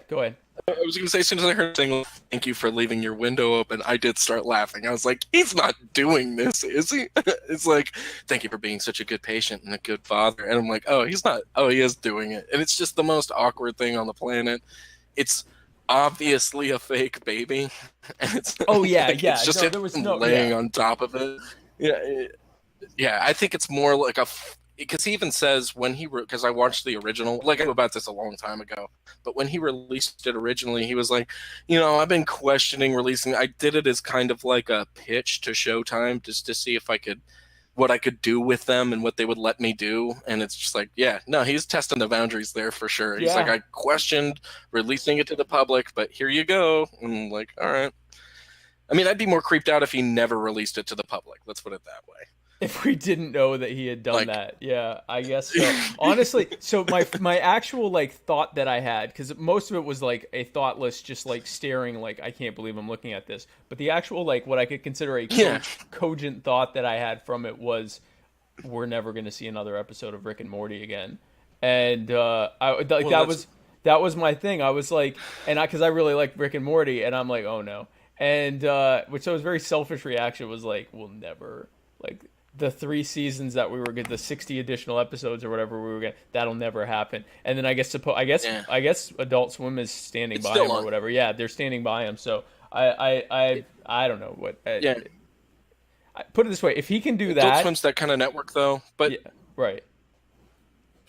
Well, the one thing though is it's that bothers me because I know it's a numbers decision, right? Because they, a little bit at the very least. Because did you ever watch $1 Million Extreme? I'm sure you're familiar with Sam Hyde. I know Sam Hyde.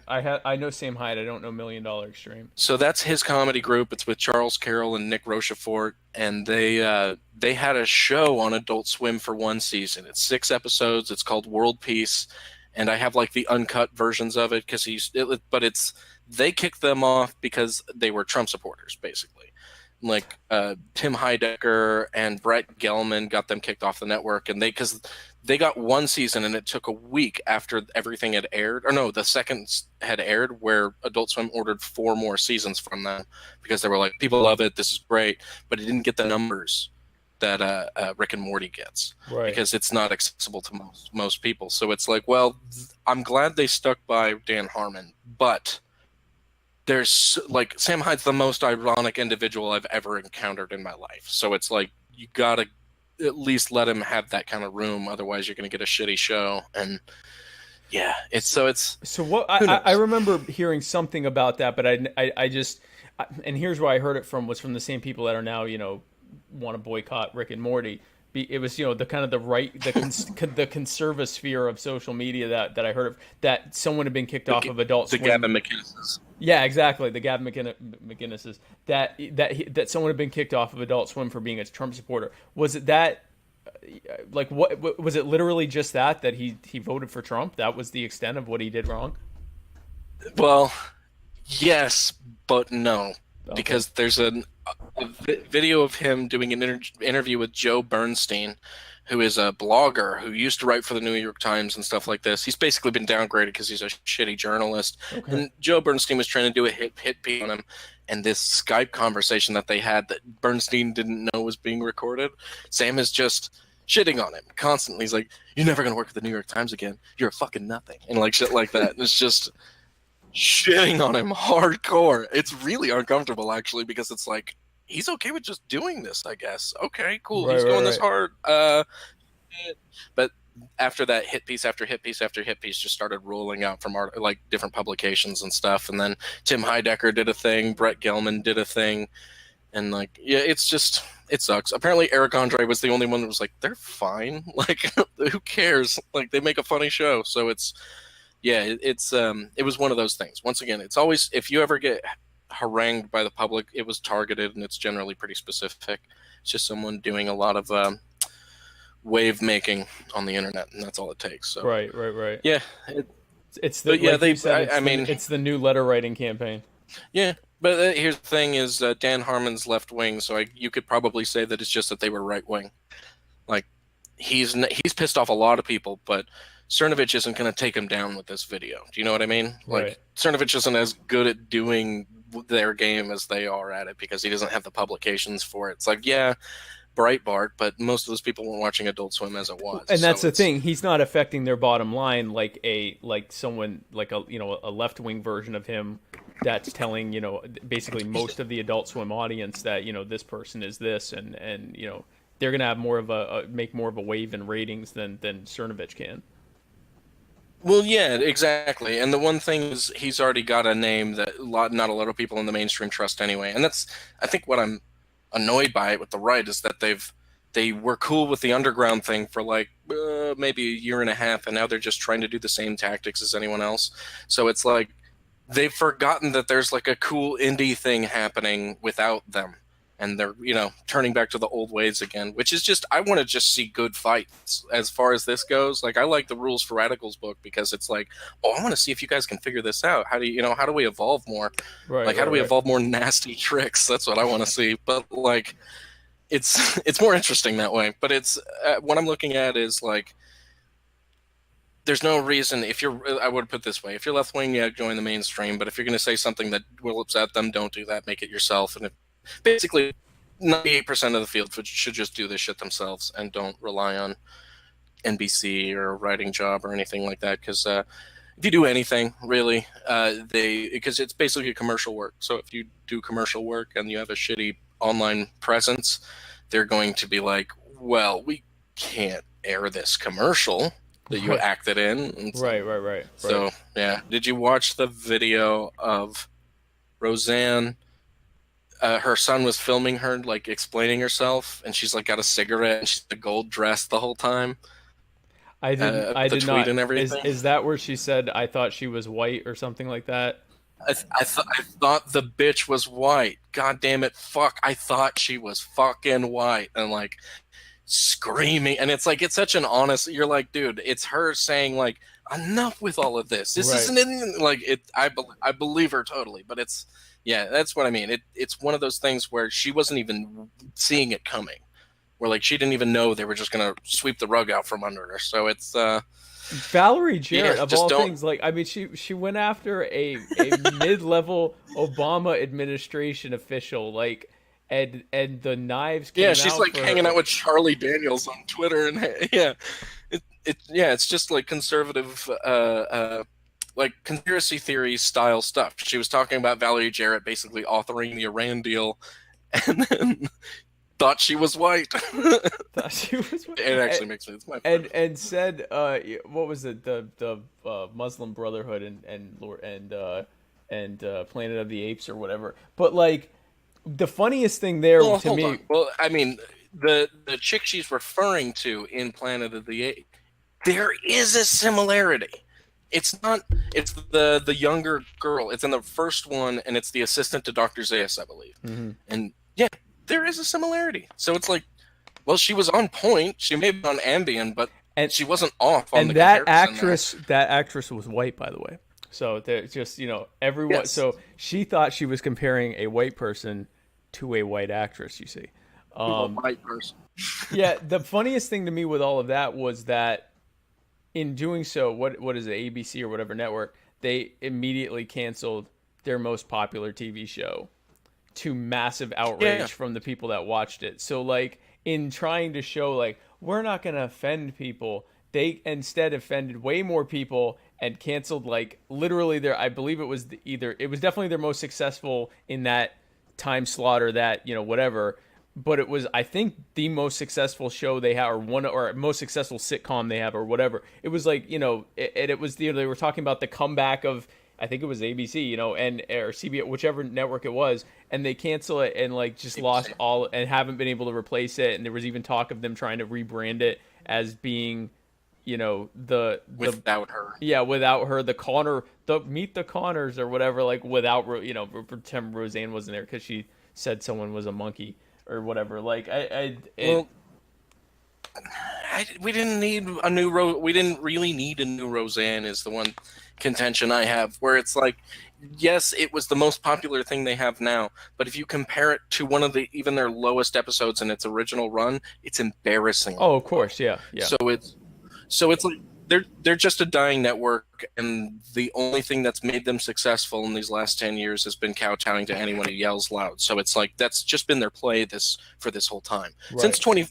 At least hardline since 2014. Since Disney and ABC kind of became more interlinked, I guess I would say. But it's basically been the case is that television's a dying medium, print is a dying medium, like online publication is almost now a dying medium. So it's like pure publication where you go and check new. Well, that's the thing is it's all being like filtered into one type of thing. So it's like these businesses know this and they have to rebrand somehow. And the thing that's coming the quickest is complaints. So now they're just becoming giant complaint departments. And that's just how corporations are going to have to work now because that's the only thing that keeps their stocks afloat. So well, people don't if you don't fuck up. People don't watch shows anymore. They're just looking at Snapchat all day, and so you can't compete with Snapchat. So you just handle their complaints about your programs. Oh yeah, no. What's it called? Like corporate Twitter accounts basically ruined everything. Like we thought it was like quirky that Wendy's was like talking shit to Jack in the Box or whatever it is. Right. And it's like, well, really, all they did was find a way to market that you don't see them marketing. Right, so it's like, right. well, so it's just that, like, once again, Bill Hick was right. We just haven't had a way to fix whatever it is. It's like, oh, he's got that anti-marketing dollar. And it's like, yeah, that either we have to fix the way we think about money, or, you know, like we have to try to make it so that there's some kind of, like, everyone at least has their own compass to go by. Because, like, for the most part, I am a libertarian, but I do see it basically it makes art terrible. I will say that. It doesn't make steel terrible or computers terrible or anything like that, but it makes art pretty terrible. Because if you want to put it this way, the most money is being given to the shittiest comics right now. The most progressive comics. It's not funny, but it's making them money.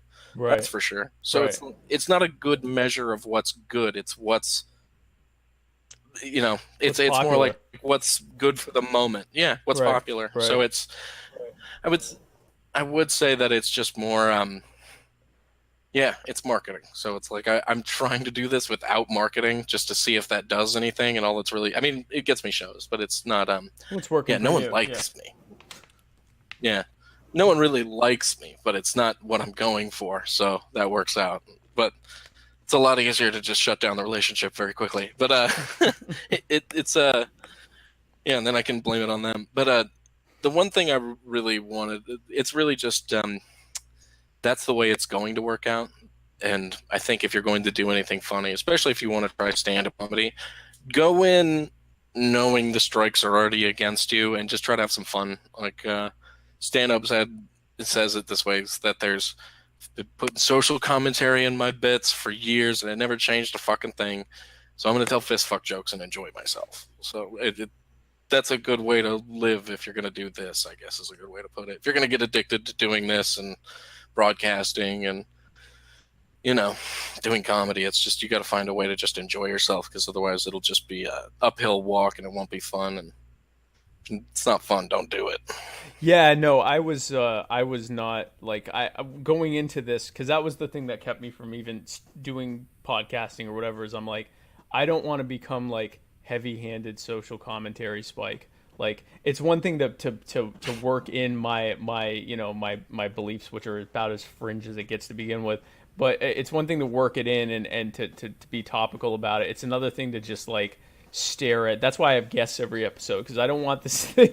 I don't want to be one of those people on YouTube that's like, they have these like, you know, hour-long episodes where they're just staring at the camera and like explaining why. You know, why the monetary system has been set up to victimize it, like, you know, because, and again, people watch that, but I don't want to be that person, right? Like, I don't want to do it. Yeah, I'm with you there. I got actually one guy I podcast with every now and then. We're about to release about 10 episodes and just kind of go from there. We would get stuck in that together because we were both kind of mired in it, like in the whole political thing where it's right. This is, you know, we're heading towards a collapse, and we're like, you know, talking about buying guns, and it's just like, there's not so much entertainment value from that unless you're just like going back and being like, man, we sound crazy right there. But it's like we were buying guns on like gun parts and like accessories online and shit like that, and it was just like that was the podcast for a short amount of time. So we tried really hard to get away from that. And I got mad at him once because we had like 2 episodes that were great, and then he just started saying some crazy shit, and I was like, fuck, man, what are we gonna do? We can't just do this. Well, I plan to have an episode about 3D printing of guns, and I'm trying to like curate the most insane person I can find to be my guest on that episode, so we can just get really wild-eyed about like 3D printed guns and like how this and blockchain are gonna change everything, man. Like, so but my other thing is, and so my flip side, so if this format doesn't work, I was in doing testing of my equipment. My equipment is so sensitive. I can do those, you know, the ASMR videos where people like try to do stuff to make people like, you know, like get a twitch in their neck or whatever. And so like I could be like, you know, agitprop the ASMR like, you know, like the system is to ruin everything. Yeah, you know that. Like, you know, and see, 'cause you know, I like it. that might work. I have a few different avenues I can explore. I don't know how well that would translate into stand-up comedy, but I think it'd make good YouTube fare at least. But yeah, that could be a good stand-up bit. I think you just have to got to try out a lot of different lines and boil them down to the best ones. And probably got to do that joke about 10 times to figure out what's the best lines to say. And like for ASMR, it's worth it. That sounds fun. The problem with ASMR, my anti-establishment, anti-establishment ASMR, Illuminati has been confirmed. We the problem with doing it live is that you'd have to have either very powerful speakers or everyone would have to wear headsets or they're not going to get the tingles. And frankly, even if it's a joke, I want the tingles. Like, even if I'm joking about ASMR, I want them to be like, oh man, I feel that. Like, that's really intense. And then, like, they go home and watch my. You're gonna dress up like a sex elf. Exactly. Like, yeah, exactly. Like, this isn't sexual at all, I promise. And still like be really come hither about it. So, okay, good. So I have goals for my next episode. What's that? Yeah, I was gonna say this mascara was made from a completely employee-owned company. Right. Exactly. This is fair trade. So yeah, so that's good. No, so now I literally do, because I was joking about it, but I actually do have to have just an ASMR.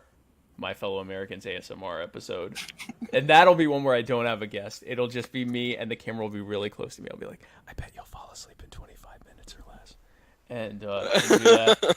I like that. So good. Just run a pencil over the microphone in between all of that. I feel like you can get something good off of that too. You don't have to do it all the time. You don't have to come up with anything funny to say. Just tap it. They do that. I try, because I was one time I was desperately trying to fall asleep, and I'm like, videos to help you fall asleep, and ASMR came up, and I just laughed for like hours, because they like you said, they take like a pencil and they'll be like, I got something new for this episode. It's a fan brush, and they'll like do the thing. They're like, what is that? What's that doing for you? And it's like the creepiest thing. Like, oh yeah, I'm definitely gonna fall asleep to this stranger fan brushing my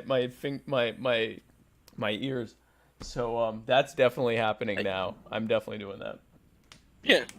Well, I've never gotten I've put on pretty nice headphones. I've never gotten ASMR from any of this stuff. Like, there's some of the stuff where it's like interesting, like views. It's like paint swirling, and I'm like, oh, that's kind of interesting and mesmerizing. But I'm never like hairs on the back of my neck or anything like that. But yeah, I've never understood it. And I'm like, I have friends who are way into it and like spend money on hot girls to do it for them. So it's like, okay, I guess, yeah.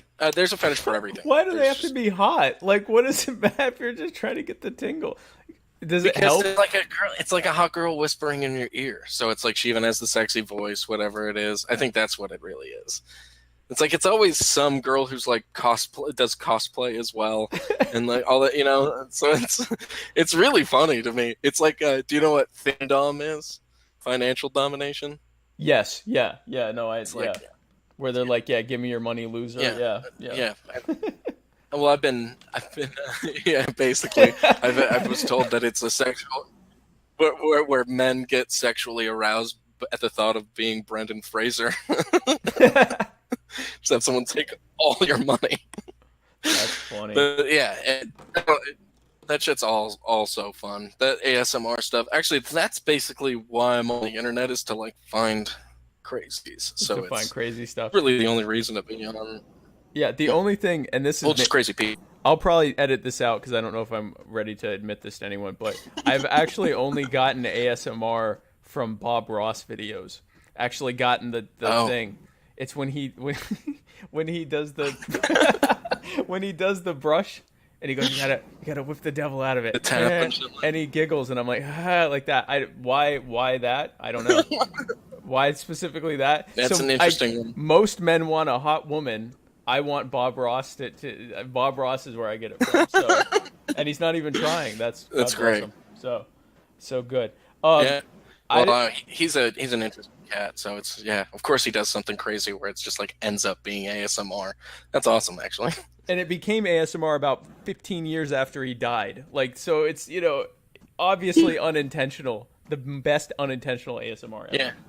So, I don't know if I have an acquaintance that used to listen, who used to get it from Bob Ross all the time, but he would do it weird, where he'd take VLC in 2 different windows and play like the Beatles or Pink Floyd at like 60% speed, and then play The Joy of Painting at 40% speed, and it was like mesmerizing. So you just get this weird mix of like low, you just, what you're doing right there is like what you want to do at first, but then you realize you haven't moved, and you haven't, that'll do like it. you're into That'll it do and it. don't want to admit it to anyone. Like, this is terrible, and you're like, oh my gosh, I'm feeling it.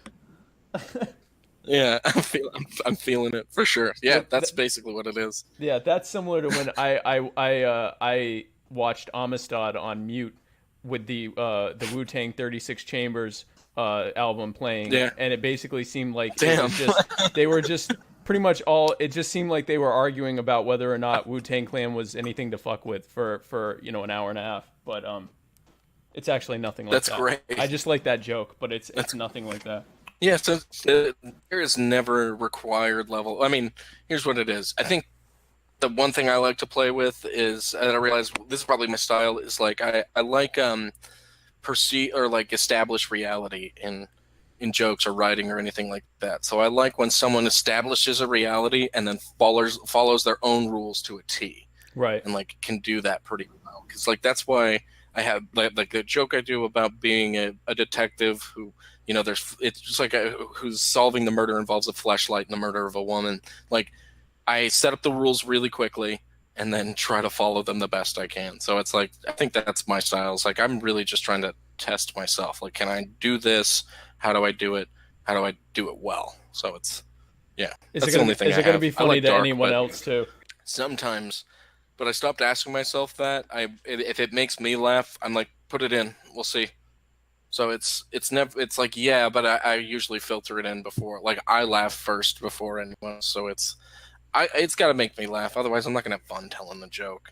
Like, it's not going to be. I think that's the way to put it. It's why I didn't like doing any of those like really serious jokes. It turned out like slam poetry. So I have no fun telling.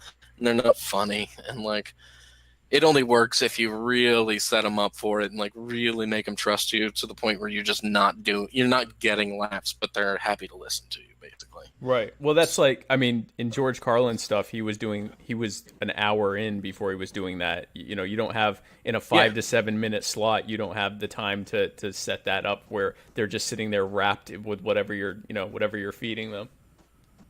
Yeah, and I mean, I'm not a fan of when comics do that generally. Like Patton Oswalt's last one, I'm a big fan of Patton Oswalt's comedy, although he doesn't believe in a lot of his punchlines. That's why he does that.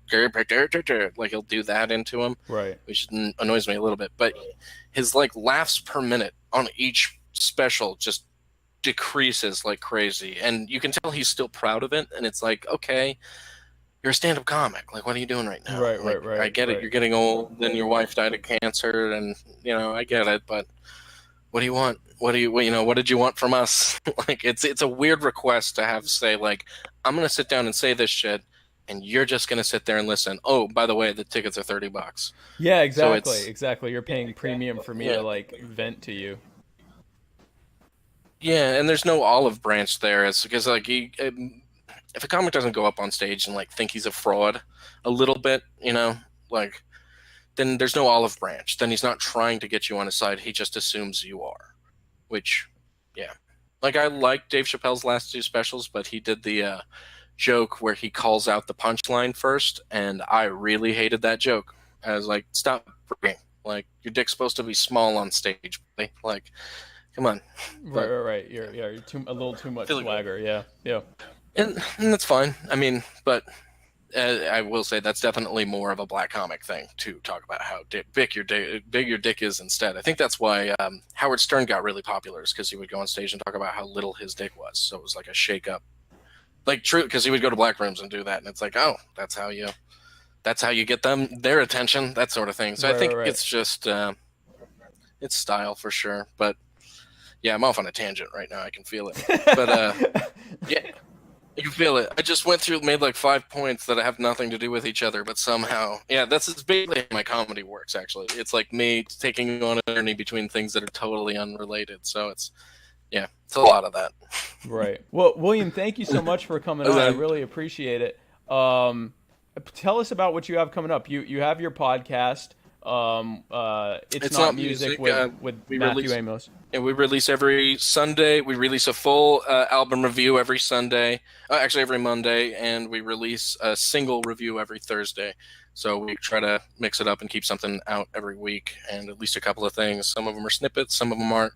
Ranges anywhere from 15 minutes to 2 hours. So cool. Yeah, that's a fun one.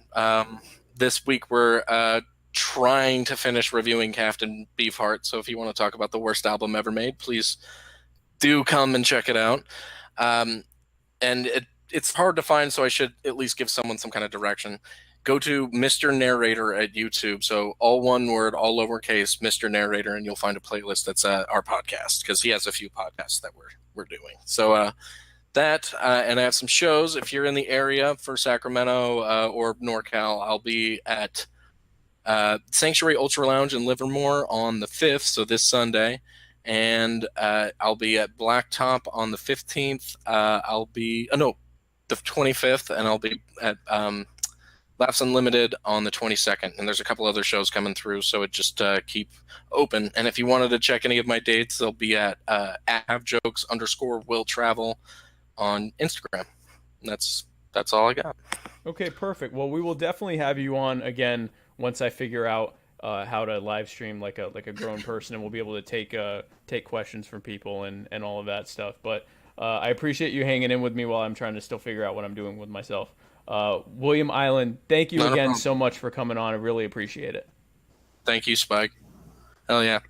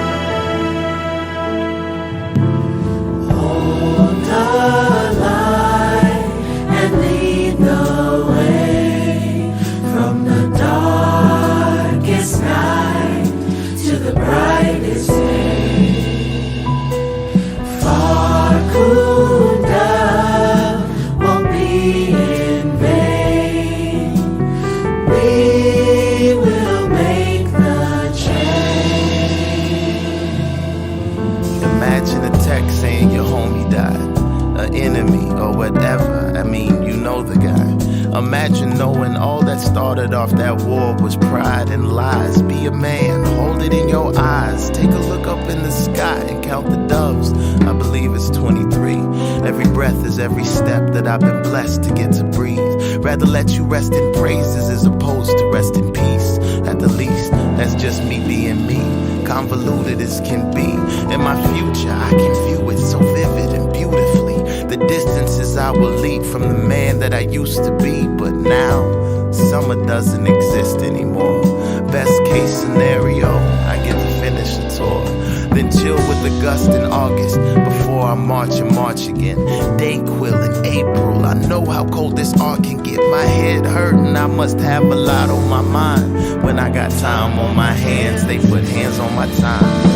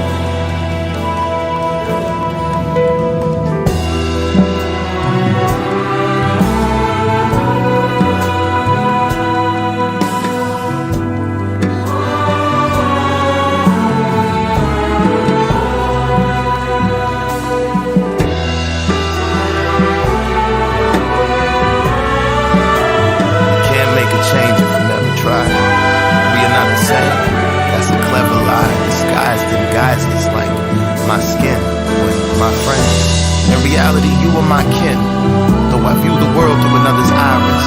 If you slide in my kicks, it might fit. We might just unite and come together, become hybrid, at the least slightly like-minded. Indeed, the life I've lived brings light to kindness. All you need is a sign. Put a cease to the crimes. Put an ease to the minds like mine. Sometimes darkness is all I find. You know what they say about an eye for an eye in a time when the blind lead the blind. Who am I to deny I would cry when a loved one dies? I recognize that body outside, bullet holes in the body that was alive. Now confined to a chalk outline. Find out how, but you never know why. It ain't even make it to the news at 9. It ain't even make it to the news at 9. That's my sister, mother, father, brother, son. That's one of mine. All these years I